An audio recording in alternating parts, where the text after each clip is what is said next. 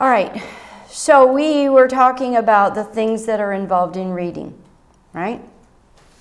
And I gave you 6 of the things. I said the last one is phonics. So today's lecture is phonics is an integral part of reading. Now, you say, well, my brother, I think all of my family were in the school when sight word method was the one being taught. You know, half of I came from a 6 children family, and I remember being taught the sight word method, but I also remember a form of phonics being tagged onto it. So I had both. And my brother, he was taught by the sight word method, and he did well. Very sharp cookie. Do you know why he did well? He taught himself to read. While they were teaching him that method, my brother would look at that word and say, ooh, cat. That's the word cat. Ooh, cat. That means that first letter must say k. And he literally taught himself to read. But all children cannot do that. Okay? I was not one of them. I have to be shown something. Once I'm shown something, I process it, it makes sense, and then I go with it. Most children are like that. So phonics is very, very important because it starts at the foundation and it gives them, like I said, the tools to reading. It gives them everything to start at the very basics, and then we build on that and we teach them to be independent readers. Okay? So let's look. The last of the things, I don't know if you have alphabets or numbers, but I have G. The 7th thing included in reading is phonics. And right behind that, put this: starting from the smallest unit and building on it. Starting from the smallest unit, right at the beginning of kindergarten class, right at the beginning of 3- and 4-year-old class, they start by learning the smallest unit, the letter. And then they build on that. Once you know what that letter is, I'm going to teach you the sound of that letter. And then once you know that, we're going to learn another one. And then we're going to learn that, we're going to learn another one. Once you learn enough of them, we're going to start putting them together. We're building, okay? But we start at the foundation. All right? So I want you to know, number 1, some basic phonics rules. I already gave you 2 of them, but now I'm going to give them word for word because you need to know them for our test. I want to get them in your minds. I don't want to have happen to you what happened to me. Okay? I came through this college. I came through this class. I learned it and I got an A in this class. But then a few years later, when I was asked to help in, I think it was the 1st and 2nd grade because the teacher got sick, I went into that classroom and the teacher had said, oh, it's just seat work. You'll be fine. Just sit there and observe them. And I said, okay, that's easy enough. I was teaching at the time 7th and 8th grade English and math. I was not mindset of little kids. That was far removed from me. And I went in that classroom and I said, okay, boys and girls, Miss Skidmore said, you just have to do your seat work, so get it out. Whatever's first, she has it on the board. Begin. I said, no questions. Get started on your work. I'll come around and look. And I surround and I see the kids start going. So I said, all right, what's the matter? Something's wrong. Ma'am, I don't know how to do this. Well, read the directions. Guess what the directions were? Simple. Circle the rules and mark the vowels. That's all it was. I went, circle the rules and mark the vowels. Okay, so circle the rules and mark your vowels. Get started. And I don't know what I'm doing. Yes, I probably had 5 kids, and I don't know what I'm doing. And do you think I could show them what it meant? Man, my mind was reeling. What did my teacher say about that? What did my teacher say about that? I'd been doing participles and gerunds, and I could not make myself think. So after about the 6th child that did not know what it meant to circle the rules and mark the vowels, I said, okay, class, I want you to take your phonics page, put it at the bottom of the pile, and start on your math. Your teacher can help you with that one. I was lost. I don't want that to happen to you. I want you to understand what I'm talking about. So if you happen to have to go in, you say, well, I'm not going to teach little kids. That's not my cup of tea. Well, I didn't think it was mine either. But that's what God wanted for me. And so you need to be ready. Are you going to have children of your own? Are your children going to be homeschooled? Possibly. Are your children going to come home with homework and they're going to say, my teacher told me to do this, but I don't know what she means? Or you want to be able to help your students. All right? So I want you to understand this. Here's the first phonics rule. Make sure for the test you can spit this right back out to me. The one vowel rule.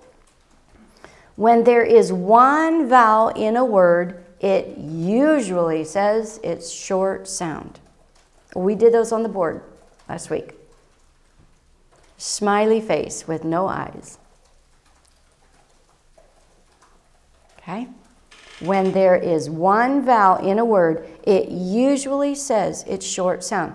Now, when you're teaching these rules, you're working on these rules, your class will be so enhanced if you make sure to have words written on the board and you have those students come to the board and do it themselves. They can watch it. I remember math. I struggled with math. And I remember watching my teacher do something on the board and me saying in my mind, I got this. I can do this for homework.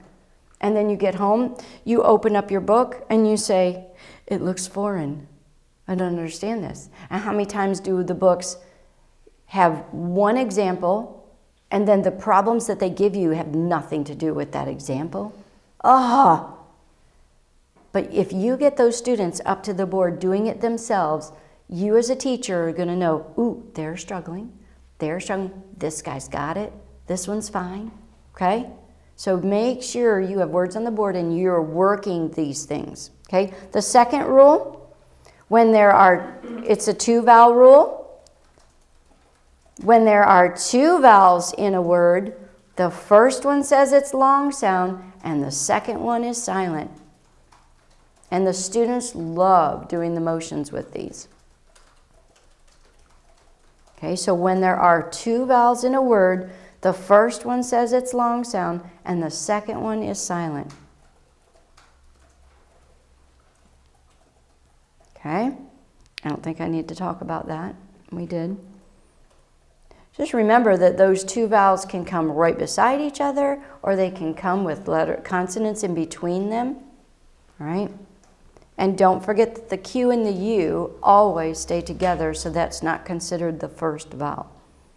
Third rule I want you to know is the C and the K rule. The C and the K rule. The C and the K rule is this.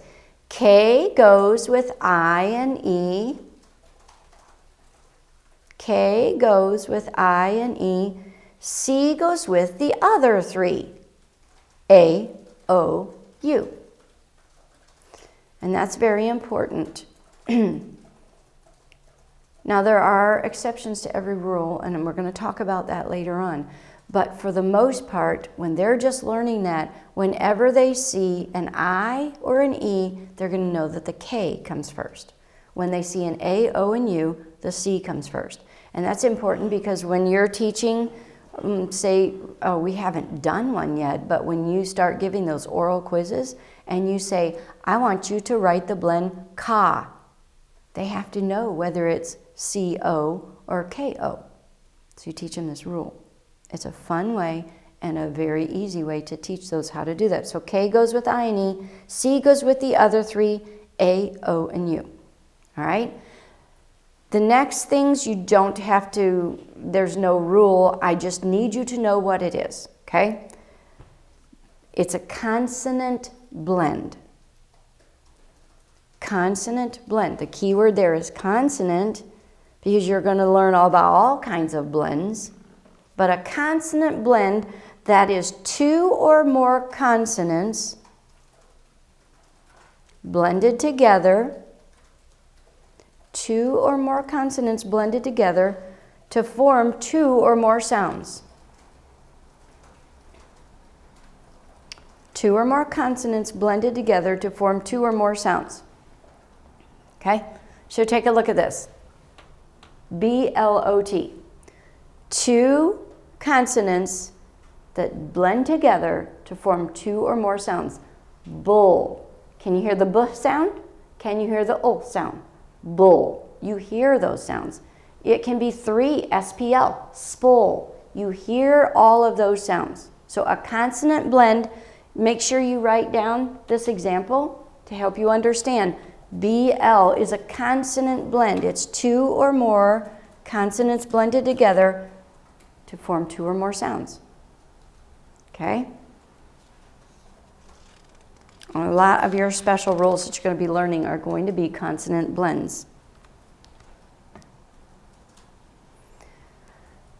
The fifth thing here is a consonant digraph. Consonant digraph, D-I-G-R-A-P-H. A consonant digraph are two or more consonants blended together to form one sound. Two or more consonants blended together to form one sound. K-N-O-B. K and N come together and form one sound. The K is actually just silent. But those two letters coming together only make one sound. That's a consonant digraph.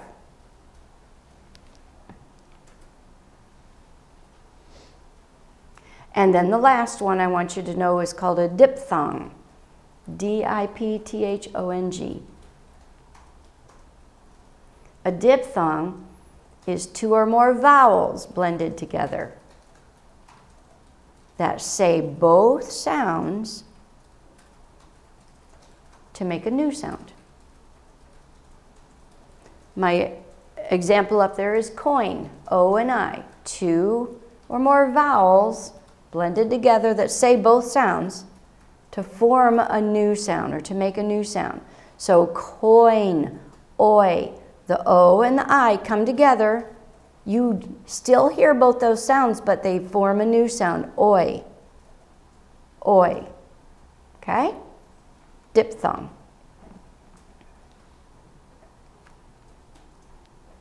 All right, so that was some special basic phonic rules I want you to know. The second thing underneath phonics is phonics markings I need you to know. And we've already started working with them, so hopefully they make a little more sense to you. But I want you to do these 4 special phonics markings, and I want you to be able to give me an example of them on the test. So I'm going to give you an example. If you just pay attention and do them exactly like I say, it'll help you on the test. So the first marking is our short sound. We already know that. We mark that with a smiley face over it.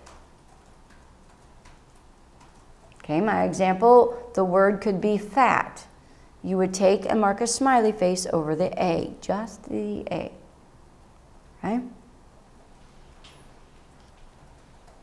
The second and the third one, you can use your example as your same word because it's the long and the silent. The second one is the long, the third one's the silent.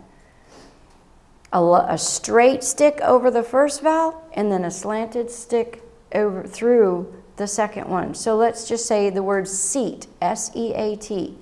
Your E would have a straight mark over it and your A would have a slash through the middle of it. Or if you want to do an example with where the vowels are separated by a consonant, the word whole, H-O-L-E. The O would be long, the E would be silent, a slanted line through it.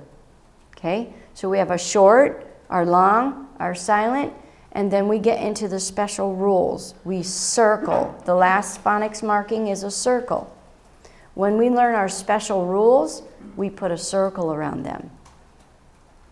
Okay, so if I had the word stack, we already know S-T-A-C-K, S-T in stop, we would circle the S-T. C-K in duck, we would circle the C and the K, and then our A would be short. I almost said silent. All right? So have those ideas in your heads for our test. I'm not going to have a bunch of words for you to do on the test. I'm just going to ask you for these examples and then mark them for me. Okay? Now, the third thing underneath phonics that I want to talk about is called analyzing words. Analyzing words with phonics. There's two different types of students I want to talk about. The first student is a student who is just learning to read. Now, I'm teaching them phonics, I'm teaching them the basics, but I need to help them to look at the words and analyze those words or think through those words. And I, as the teacher, need to be able to help them through that. So many times, beginning teachers fall into the trap of giving the answers for the students. I'll see teachers come into my room for me, and they'll say, let's read this word, and it's blot. And the kids will get up there and they'll say, and they're like, no, look at your beginning sound. Ma'am, no, that's not that. That's the word blot. You just gave them the answer. The idea is the teacher needs to help to pull those students along. Make the students think themselves. So teach the kids to analyze. Here's how we do it. For students just learning to read, if they're stuck on a word, you start him out by saying, sound out that blend. You can't get it, start him at the beginning, sound out the blend. We go back to the beginning. So they start sounding out the blend. They're starting at the very basics. B, okay? Have him sound it out. Then, after he sounds out the blend, say, okay, stop. Look at your word. Ask these questions. Number 2 is ask these questions. You as the teacher, ask the students these questions. You are getting him to think, not you. All right? So you're going to say to him, all right, how many vowels are in that word? And 1. That's right. The second question will be then, is it long or short? And you see the one vowel rule going through the head when there's one vowel. Ma'am, short? Yes. So your word has the short sound in it. You've got your blend. Go ahead. Read the word now. Or if they can't do it still, sound it out for me. Okay? You're starting at the beginning and making him process. All right? So that's for a student who is struggling. Don't forget then, after he's all sounded it out, have him reread that. Okay? Then he has to do the whole thing. You don't let them go, ma'am, let's say the word's cat. Sound out your blend. Ma'am, ca. Now put your ending sound on. T. Good job, you did it. No, he didn't. He has not put that together yet. Go back and have him reread the whole word at once. Okay? It has to be the finished product. Okay? And then there are also, though, students, let's say you're in the 2nd grade, and a student is reading along fine and he gets stuck. It happens. Have you ever been writing the word Y? And all you could think about was the letter Y. It's like, how do you spell the word Y? You have a mind blank? Why? Why? Okay, I can't figure out how to write the word Y. Well, students get that too. Are any of you quiet and shy and don't like to read in front of people? Teachers make their students get up and read. I used to be one of those students. I could not read in front of someone. You know what I used to do? My last name started with a W. And I was in the public school, and every single teacher put us in alphabetical order. I was always the last one in the class.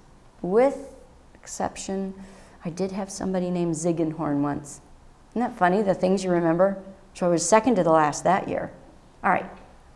So we would get our readers out, and my teacher always, in this particular grade, 1 paragraph. I don't care how long that paragraph was, how short that paragraph was, you read 1 paragraph.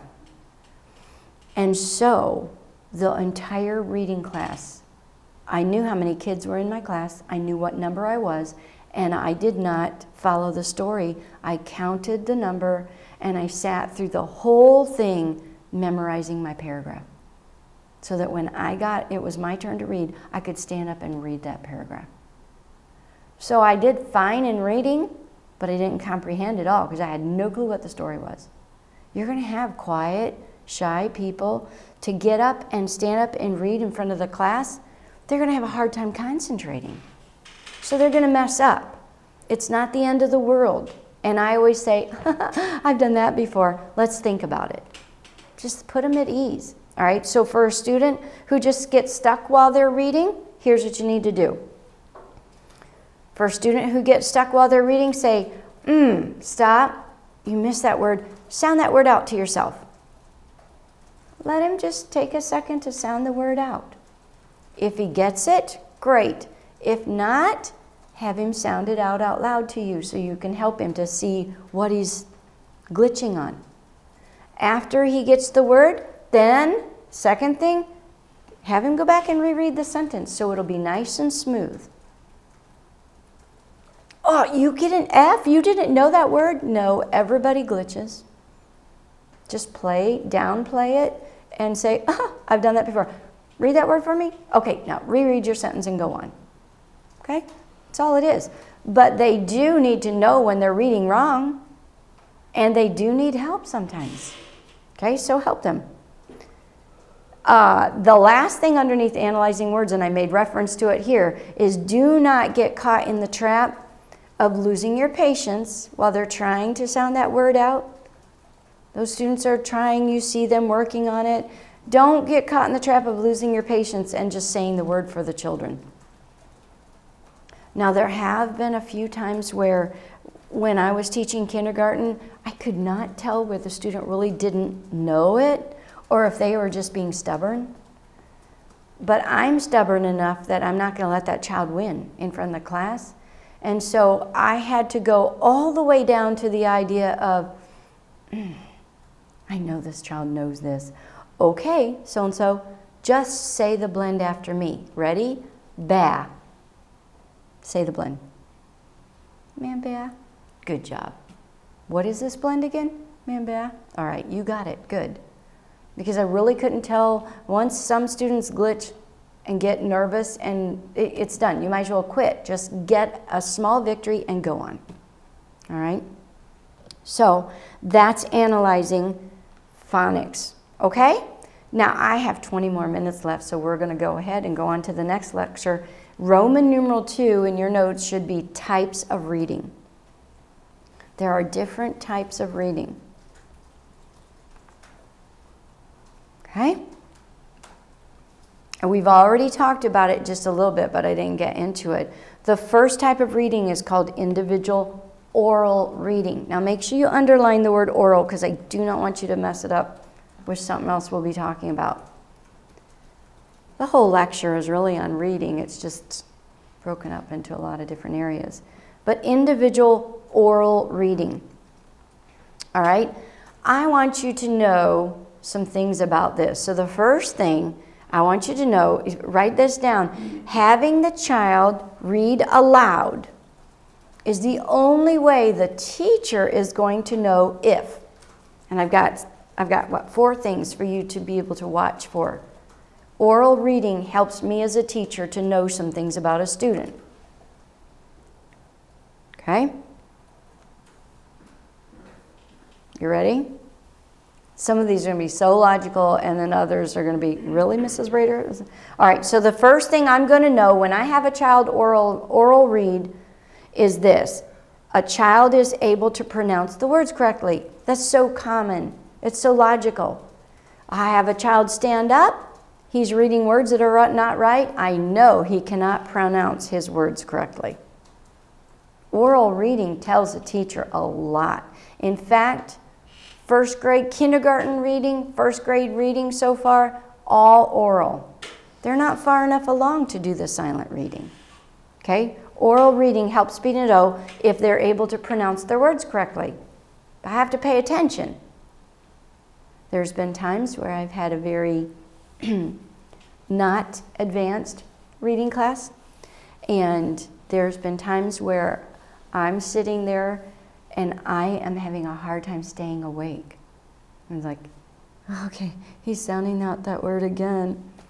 Okay? The teacher has to be awake and alert, and sometimes that's difficult. It's not hard for your first reading group, and they fly, they have good expression. That second group, yes, you're working on your expression, but it's still going. But you get to the third group and the fourth group sometimes, and they're just sounding out words. Wow. Okay? But it helps me. The second thing, I'm going to know if a child is reading with good expression. I'm really, really working on expressive reading. The more expressive they can be, the more they're going to remember and understand and comprehend. Have you ever had a monotone teacher? Ooh.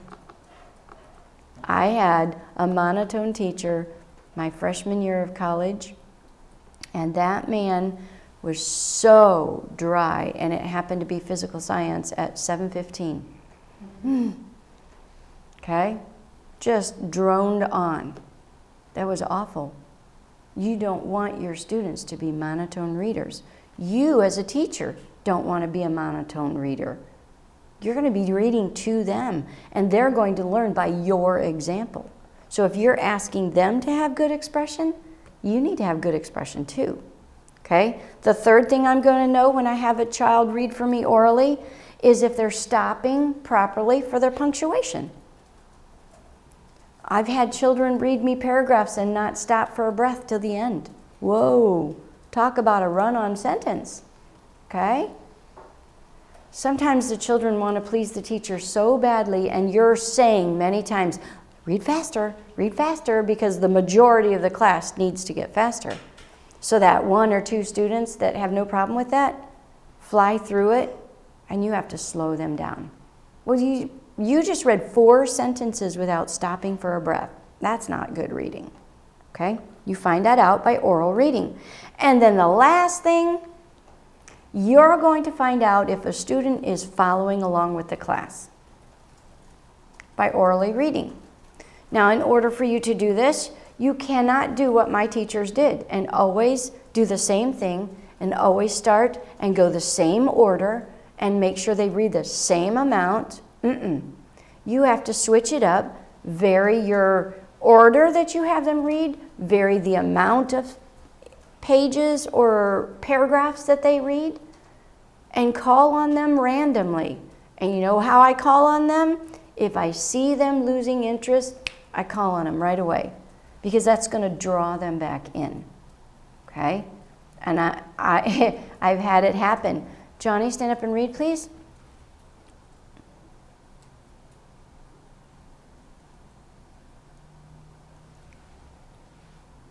Ooh, you're on the wrong page. How can you be reading with us if you're not on the same page we are? Okay? It was because I caught him. You know, when you have a school that is a ministry school, can you think with me, please, about the bus kids that we brought in yesterday? Lots of bus kids, huh? I have some bus kids in my class this year. Can you tell me what kind of homes they have? Good Christian homes, right? No. Do you think all of those bus kids get in bed by 8:30 or 9 o'clock? I've had many situations where kids are struggling, they're being bad, and I take them out and talk to them. I say, what is wrong with you today? What time did you go to bed last night? Ma'am, I don't know. Well, what happened? My mommy lets me watch TV until I fall asleep. My mommy had a friend over and they didn't leave until really late. They were having a party. Our bus kids struggle. And some of these kids have focus problems. And it's not because they're trying to be bad, it's because they're wiped out. They're tired. They can't focus their mind. Well, do I give them demerits? Wow. That seems like double whammy, doesn't it? They're already struggling because they're tired. No, my job is to be ever watchful, and as I see that student start to lose it, I call them in. I rein them in. I get them back on track. I say, class, you all seem really tired today. Let's stand up and let's do a few jumping jacks. Get his blood flowing again, okay? So reading orally helps me learn and know a lot of things about my students. And I, if I am an observant teacher, will be able to handle many situations by being observant, okay? So I have them read orally to find out things about them. Number 2, I probably already said this, but let's get them in your notes. When reading orally, call on children randomly, okay? Call on them randomly, out of order. If they never ever expect you to do more than half a page and all of a sudden you say, continue on that page. Wow. They're not going to know what to do with that. Why? Because I did something different. You get their attention when you do different things. And then, oh, here's a very good one. When they're reading orally, you have to watch out for them picture reading. You say, what? Oh, yeah, I have students who will stand up and they'll be reading along and it's so good, but it's not anything of what the reading is. They're just telling me a story. They're not reading me, and there's a difference. And I do have kids sometimes, well, I'll have flashcards at the front, and I'll say, take a look at this picture now. Tell me what you think the story is about. That's telling a story. There's a difference, okay? So don't let that, one of the children one time, the picture was a donkey, and they were reading, and they said, the horse. And I looked at him, I went, what's your book say? Ma'am, the horse? No, that's not what that is. Read the word. Don't look at the picture, read the word. Okay? So you'll find out a lot about them, but you have to be on the ball, be aware of what you're looking for. Okay? Make sure. And as you become a seasoned teacher, the books that they read, you know them front and back. So you know every single word. When they do a wrong word, you could be walking around the class and they're reading and you could say, that was a wrong word back there, okay? But when you're a first-year teacher, you're going to be glued to that book, making sure that they're doing it right, okay? So individual oral reading. That's a very, very important part of young children's reading, all right? And then the second type of reading, we have classroom reading. I actually did this with the first graders and they enjoyed it so much. Classroom reading is reading a story with the entire class. Okay? This is going to be done mainly with the 3rd grade and up. And so the reason I did it is because we started a brand new book and I had all the students read that first story with me to get them excited about reading out of a book. Because last year they had little tiny books, and this year it's a big book. Okay, it's at least 1/8 of an inch thick, but that's big to them. And so I had them read it together, and the parents are like, oh my, all they can talk about is bringing their reading book home that you did. I want to get them excited about reading. 3rd grade and up, well, a lot of times they do not have reading circles. I need my reading circles with younger kids because I've got my fast kids, my middle kids, my slow kids. 3rd grade and up will still have those, but they've learned to read. And it's more, you do a whole class reading, okay? So, when they're doing that as a class, you know the story that you're going to do. You need to do some prep work, okay? You're going to have to do some prep work for it. At the beginning of each of those stories, they're longer stories, many times they'll have new vocabulary words. You want to do something with those vocabulary words to get them in front of the students. Okay? So maybe I'll have a visual. A visual can be vocabulary words. So you put those words up on the visual and you say, oh, boys and girls, we're going to start a new story today. Let's look at these words. These are some really difficult words you maybe haven't seen yet, but they're going to be in your story. So let's go over them. You say the word, spell the word, say the word. And then you say to them, let's see if you can find that word in your story today. Give them something to look forward to. All right? So write those new vocabularies on the words on the board. Sometimes they'll have a definition with them. You can do that. Getting things in front of the students help to pique interest. It helps to make something not look so scary, okay? So go over that. The next thing with the whole class reading, I said it, I don't know if you got it, but you want to give the students a challenge right at the beginning. Okay, in our story today, we're going to be reading about, and something terrible is going to happen. Have you ever been in the woods? You pique their interest. You give them a challenge. We're going to see who can realize what decision he made and what effect that had on him. Okay? Give them something to look for. When you are reading, the entire class is reading a story, you've got them following along, you're calling on them randomly. Every once in a while, stop and ask questions about what you've read. You're going to find out if you've got Mrs. Braders in the classroom not paying attention, just looking for their paragraph. Okay? Now, if I truly want this to be a help in my reading class, and I stop, okay, Johnny, thank you, sit down. All right, class, let me ask you this. I ask a question. What is the tendency of most teachers when you ask a question? Who do they pick?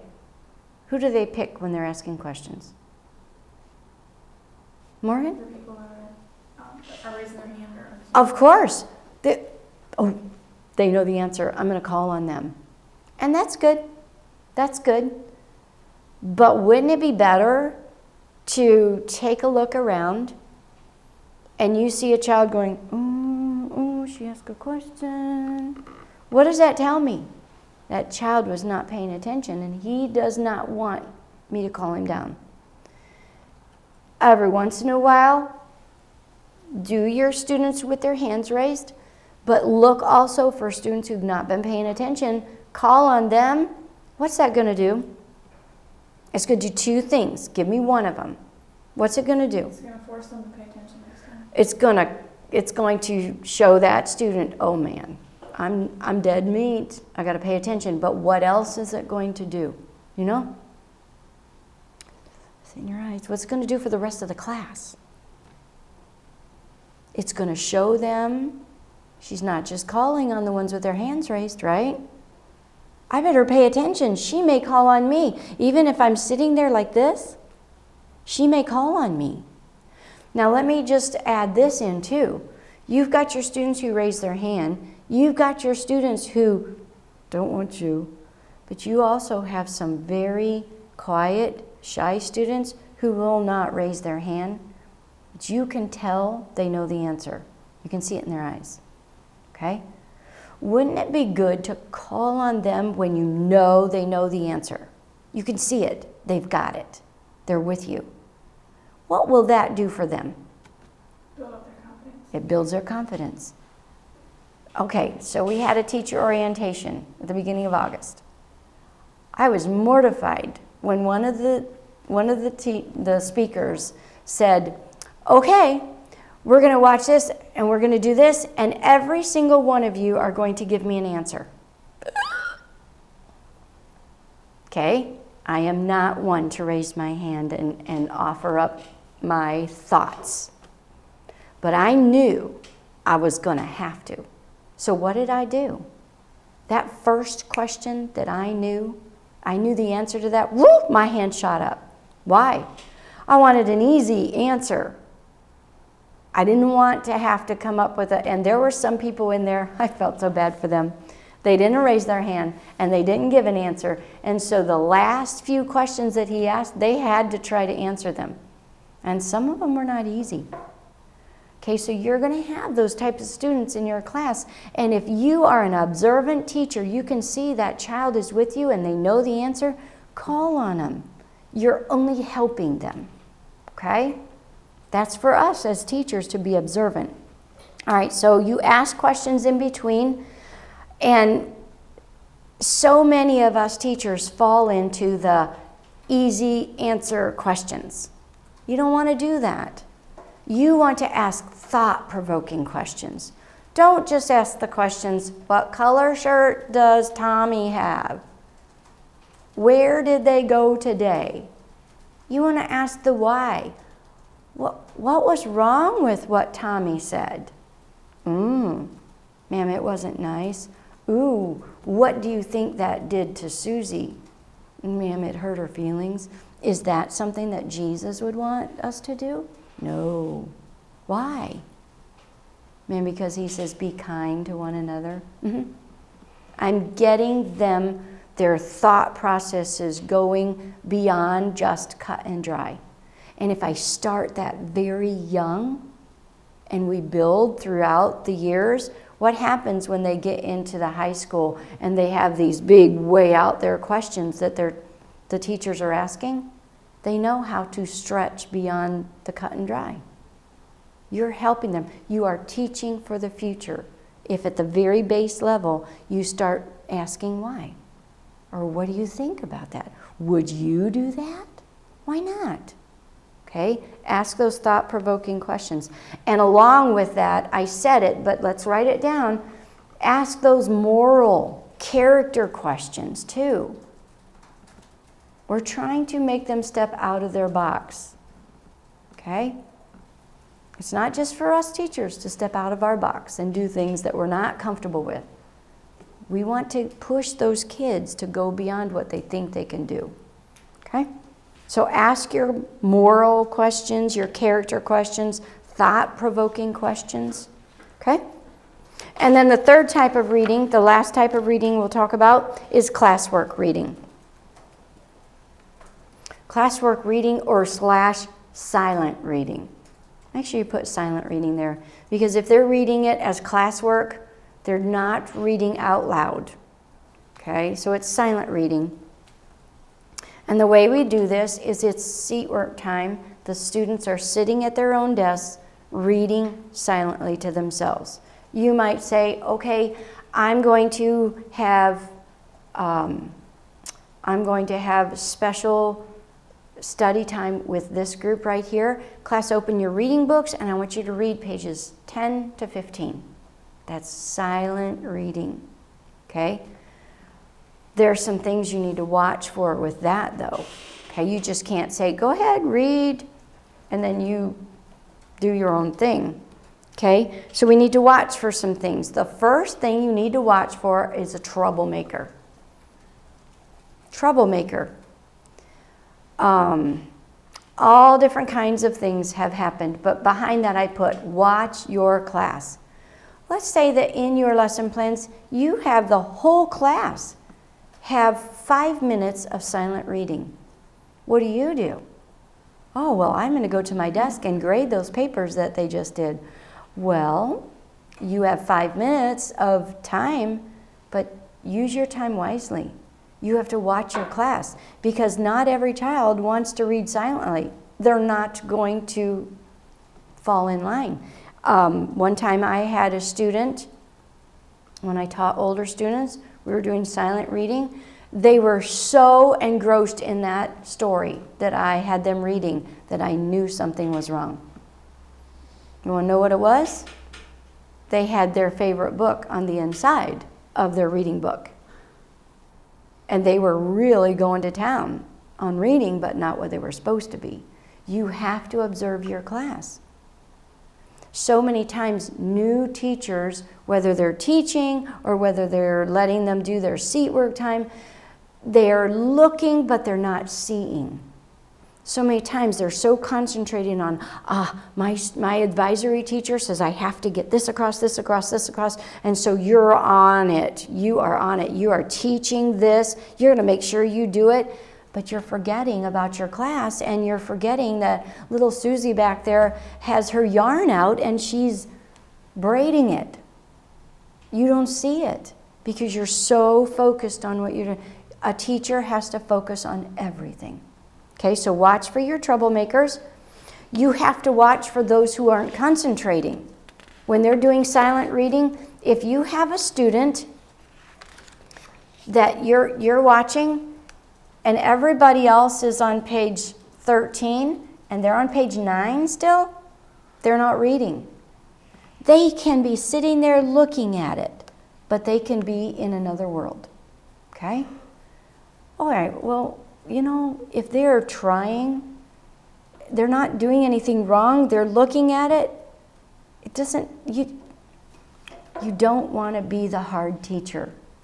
There are times we have to be hard, but so many times all it will take is me walking around and going, that's it. Do you ever zone? You're zoning in my class. I know you zone. So do the kids. Pull them back in. Or just a touch on the shoulder. How you doing? Man, fine. Ooh, ooh. Okay?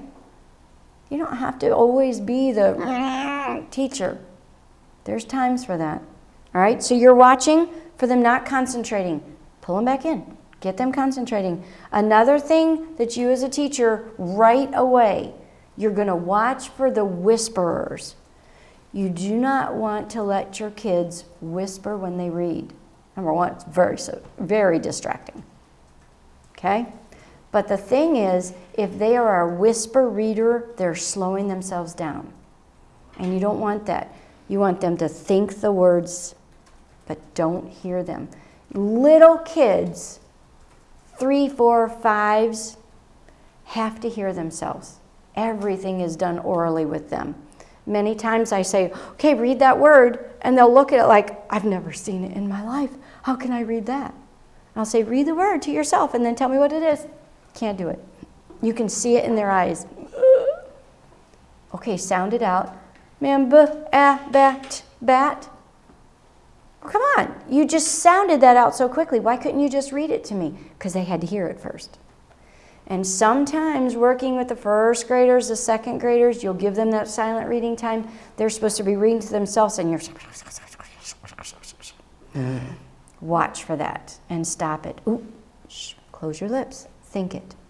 Okay? So watch for your whispers. You want to help them. And then the last thing to watch for is watch to make sure they're not using their finger as a guide. That will also slow them down. You want to train them to use their eyes. I was having some problems on Friday with some of my students. It wasn't that they were using their fingers as their guide. They were just playing. They were in a playful mood. Nothing. I even had kids taking and fanning their books like this. I was like, what is wrong with you? It was after Thursday night. So they were ready to be done. They were ready for a nap. So I said, all right, everybody, pick up your book and hold one hand on each side. I had to give their hands something to do. Because I wasn't going to let them play. So as they're doing it, if they're using their finger as a guide, that's slowing them down, and you're not training their eyes to follow the pattern. So make them hold one hand on each side of their book, and then they can't use their finger as a guide. Okay? Don't let them use their finger as a guide.